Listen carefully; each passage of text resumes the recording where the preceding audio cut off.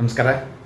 ಇವತ್ತು ಯಾವುದೇ ರಿಜಿಸ್ಟರ್ ಪತ್ರವನ್ನು ಕ್ಯಾನ್ಸಲ್ ಮಾಡಬೇಕಾದ್ರೆ ಕ್ಯಾನ್ಸಲ್ ಮಾಡಿ ಅಂತ ಕೋರ್ಟ್ನಲ್ಲಿ ಕೇಳ್ಕೊಳ್ಳೋದಕ್ಕೆ ಯಾವ ರೀತಿ ದಾವಾ ಹಾಕಬೇಕು ಅನ್ನೋದ್ರ ಬಗ್ಗೆ ಮಾತಾಡಕ್ಕೆ ಹೊರಟಿದ್ದೀನಿ. ಮೊದಲಿಗೆ ತಮ್ಮಲ್ಲಿ ಎಂದಿನಂತೆ ಪ್ರಾರ್ಥನೆ, ಯಾರ್ಯಾರು ನನ್ನ ವಿಡಿಯೋ ನೋಡ್ತಾ ಇದ್ದೀರಾ ಮತ್ತು ಚಾನಲ್ಗೆ ಸಬ್ಸ್ಕ್ರೈಬರ್ಗಳಾಗಿಲ್ಲ, ದಯಮಾಡಿ ಸಬ್ಸ್ಕ್ರೈಬರ್ಗಳಾಗಿ ಅಂತ ಕೇಳ್ಕೊಳ್ತಾ, ಪ್ರಾರ್ಥನೆ ಮಾಡ್ತಾ, ವಿನಂತಿ ಮಾಡ್ತಾ ಇವತ್ತಿನ ವಿಷಯಕ್ಕೆ ಹೋಗ್ತಾ ಇದ್ದೀನಿ. ನಿಮಗೆಲ್ಲ ಗೊತ್ತಿದೆ, ನೀವು ಬೇರೆ ಬೇರೆ ಕಾರಣಗಳಿಗೆ ಅಂದರೆ ಆಸ್ತಿಯನ್ನು ಹೊಂದೋದಕ್ಕೆ ವಿಭಾಗ ಮಾಡ್ಕೊಳ್ತೀರಾ, ಗಿಫ್ಟ್ ಡೀಡ್ ಮಾಡಿಸ್ಕೊಳ್ತೀರಾ, ಸೇಲ್ ಡೀಡ್ ಮಾಡ್ತೀರಾ, ಗೊತ್ತಾಯ್ತಾ? ಬೇರೆ ಬೇರೆ ರೀತಿಯ ದಾಖಲೆಗಳನ್ನು ಮಾಡ್ಕೊಳ್ತೀರಾ, ಹೌದಾ? ಅದು ಮಾಡಿಕೊಂಡ್ರೆ ನಿಮಗೆ ಹಕ್ಕು ಬರ್ತಕ್ಕಂಥದ್ದು. ಅದು ಮಾಡಿಸ್ಕೊಂಡು ನಿಮ್ಮ ಹೆಸರಿಗೆ ಖಾತೆ ಮಾಡಿಕೊಂಡು ಆ ಒಂದು ಯಾವುದು ಆಸ್ತಿಯನ್ನು ಅನುಭವಿಸ್ತೀರ, ಆಯಿತಾ?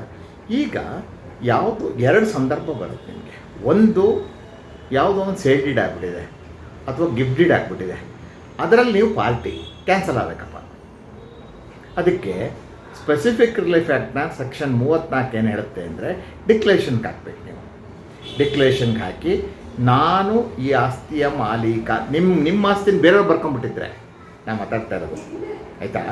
ಈಗ ಸೇಲ್ ಡೀಡ್ ಬರ್ಕೊಟ್ಟಿರ್ತಾರೆ, ನಿಮ್ಮ ಆಸ್ತಿನ ಯಾರು ಮಾರಿಬಿಟ್ಟಿರ್ತಾರಪ್ಪ, ನೀವು ಅದರಲ್ಲಿ ಪಾರ್ಟಿ ಅಲ್ಲ. ಅವಾಗ ಯಾವ ಥರ ಹಾಕಬೇಕು ಡಿಕ್ಲೇಷನ್ನು? Declare that I am the absolute owner in possession of the property and sale deed dated so and so is not binding on me ಅಂತ ಕೇಳಬೇಕು. ಅಂದರೆ ಈ ದಾವಾ ಆಸ್ತಿಗೆ ನಾನು ಮಾಲೀಕ ಅಂತ ಘೋಷಣೆ ಮಾಡಿ ಮತ್ತು ಇಂಥ ತಾರೀಕಲ್ಲಿ ಇಂಥವ್ರಿಗೆ ಬರ್ಕೊಟ್ಟಂಥ ಕ್ರಯಪತ್ರ ನನಗೆ ಅನ್ವಯ ಆಗೋದಿಲ್ಲ ಅಂತ ಘೋಷಣೆ ಮಾಡಿ ಅಂತ ಹೇಳಬೇಕು. ಆಗ ಅಂದರೆ ಒಂದೇ ಪ್ರೇಯರಲ್ಲಿ ಎರಡು ಪ್ರೇಯರ್ ಕೇಳಬೇಕು. ಅಂದರೆ ಒಂದು ಡಿಕ್ಲರೇಷನ್ ನಿಮ್ಮ ಮಕ್ಕನ ಹೇಳಿ ಅಂತೀರ, ಆ ಆಸ್ತಿ ಮೇಲೆ ನಿಮ್ಮ ಹಕ್ಕನ್ನು ಘೋಷಣೆ ಮಾಡಿ ಅಂತೀರಿ. ಎರಡನೇದಾಗಿ ಆಸ್ತಿಗೆ ಅಡ್ಡವಾಗಿರ್ತಕ್ಕಂಥ ಇಲ್ಲಿಗೆಲ್ಲ ಯಾರೋ ಬರ್ಕೊಂಡಿರ್ತಕ್ಕಂಥ ರಿಜಿಸ್ಟರ್ ಆಗಿರ್ತಕ್ಕಂಥ ಕ್ರಯಪತ್ರ ರದ್ದು ಮಾಡಿ ಅಂತ ಕೇಳ್ತೀರ. ಇದು ನೀವು ಪಾರ್ಟಿ ಆಗಿಲ್ಲದೆ ಇದ್ದಾಗ ಮಾಡ್ತಕ್ಕಂಥದ್ದು. ಇದರಿಂದ ಏನಾಗುತ್ತೆ, ನೀವು ಬರೀ ಡಿಕ್ಲರೇಷನಿಗೆ ಮಾತ್ರ ಕೋರ್ಟ್ ಫೀ ಕಟ್ತೀರ. ಅದು ಅಗ್ರಿಕಲ್ಚರ್ ಇರ್ಬೋದು, ನಾನ್ ಅಗ್ರಿಕಲ್ಚರ್ ಇರ್ಬೋದು, ಆಯಿತಾ? ಆದರೆ ಇನ್ನೊಂದು ಸಂದರ್ಭ ಹೇಳ್ತೀನಿ. ಇನ್ನೊಂದು ಯಾವುದೋ ಸಂದರ್ಭ, ನೀವೇ ಅದರಲ್ಲಿ ಪಾರ್ಟಿಯಪ್ಪ, ಸೇಲ್ ಡೀಡು ಯಾವುದೋ ಕಾರಣಕ್ಕೆ ಬರ್ಕೊಟ್ಬಿಟ್ರಿ, ಬಲವಂತ ಬರ್ಸ್ಕೊಂಡ್ರು ಅಂತ ಹೇಳ್ಬೋದು, ಅಥವಾ ದುಡ್ಡೇ ಕೊಟ್ಟಿಲ್ಲ ಅಂತ ಹೇಳ್ಬೋದು, ಆಯಿತಾ?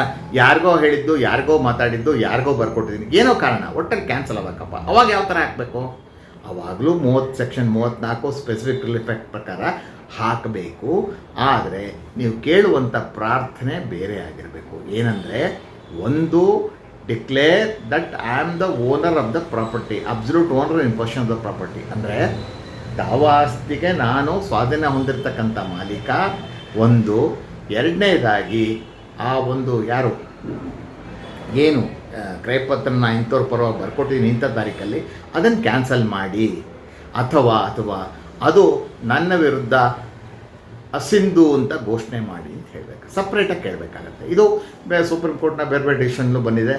ತಾವು ಯಾವಾಗ ಎರಡು ಪ್ರೇಯರ್ಗಳನ್ನು ಮರ್ಜ್ ಮಾಡಿ ಒಂದು ಪ್ರೇಯರ್ ಕೇಳ್ಬೋದು, ಎರಡನ್ನ ಪ್ರಾರ್ಥನೆ ಮಾಡಿ ಒಂದರಲ್ಲೇ ಎರಡು.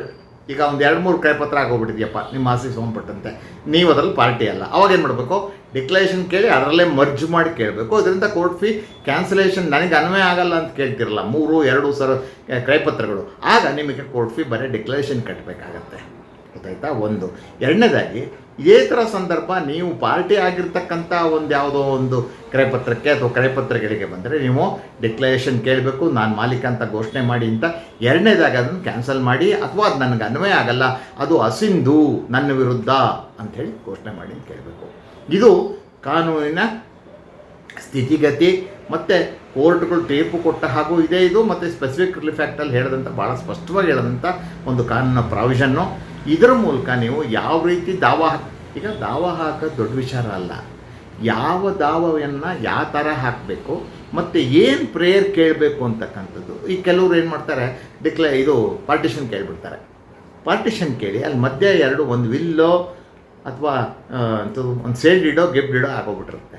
ಬರ್ಕೊಡಬಾರ್ದವರು ಬರ್ಕೊಟ್ಬಿಟ್ಟಿರ್ತಾರಪ್ಪ. ಏನು ಮಾಡ್ತೀರಾ, ಅದನ್ನ ಕೇಳದೆ ಹೋದ್ರೆ ತಪ್ಪಾಗುತ್ತೆ. ಯಾಕಂದರೆ ಅದು ಮೂರನ್ನು ದಾಟಿ ಅಥವಾ ಅದು ಕ್ಯಾನ್ಸಲ್ ಆಗಿ ಅಥವಾ ಅದು ನಿಮಗೆ ಅನ್ವಯ ಆಗಲ್ಲ ಅಂಥೇಳಿ ಕೋರ್ಟು ಪಾರ್ಟಿಷನ್ ಮಾಡಬೇಕು. ಅದು ಕೇಳದೆ ಹೋದರೆ ತಪ್ಪಾಗುತ್ತೆ. ಒಂದು ಪ್ರಶ್ನೆ ಬರುತ್ತೆ, ಈಗ 3 ಅಡ್ಡ ಇದೆ ನಿಮಗೆ ಪಾರ್ಟಿಷನ್ ಮಾಡೋದಕ್ಕೆ, ಆ 3ರಲ್ಲಿ ಇಷ್ಟಿಷ್ಟು ಜಮೀನು ಇಷ್ಟಿಷ್ಟು ಆಸ್ತಿ ಅಂತ ಬರೆದಿದ್ದಾರೆ, ಅವೆಲ್ಲ ಹೋಗದಲ್ಲೇ ಅವು ಅವುಗಳ ಸಿಂಧುತ್ವವನ್ನು ರದ್ದು ಮಾಡದೆ ನಿಮಗೆ ಪಾರ್ಟಿಷನ್ ನಿಮಗೆ ಹಕ್ಕನ್ನು ಹೆಂಗೆ ಕೊಡೋಕ್ಕಾಗತ್ತೆ ನಿಮ್ಮ ಶೇರ್ನ? ಇದು ದಾವಾ ಹಾಕ್ತಕ್ಕಂಥ ರೀತಿ ಗೊತ್ತಾಯ್ತಾ? ಬರೀ CPC ಅಲ್ಲ, ಇಲ್ಲಿ ಹೇಗೆ ಹಾಕಬೇಕು ಅನ್ನೋದು ಸ್ಪೆಸಿಫಿಕ್ ರಿಲೀಫ್ ಆ್ಯಕ್ಟ್ ಕೂಡ ಕೆಲಸಕ್ಕೆ ಬರುತ್ತೆ, ಲಿಮಿಟೇಷನ್ ಕೂಡ ಬರುತ್ತೆ. ಇವೆಲ್ಲದರ ಅಂಶ ಇವೆಲ್ಲವನ್ನು ಅನುಸರಿಸಿ ಹಾಕ್ತಕ್ಕಂಥ ದಾವ ಯಶಸ್ವಿ ಆಗುತ್ತೆ.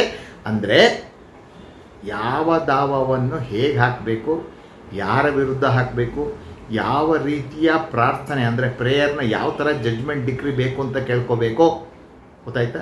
ಇದು ಬಹಳ ಮುಖ್ಯವಾದ ವಿಷಯ ಆಗುತ್ತೆ.